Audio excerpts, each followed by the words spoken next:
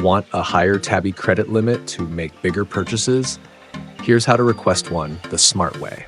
Welcome back to Guide with Samuel. In this video, I'll show you the steps to increase your credit limit on Tabby so you can get approved for more flexible spending. Step 1.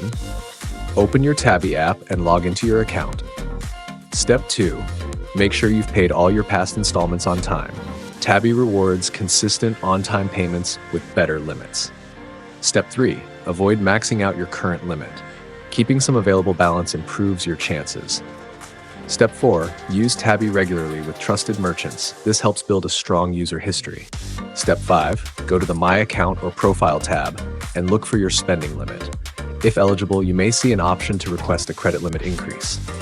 Step 6. If no option appears, contact Tabby support through the app and ask if you qualify. Provide proof of stable income or consistent usage if needed. Step 7. Wait for a response.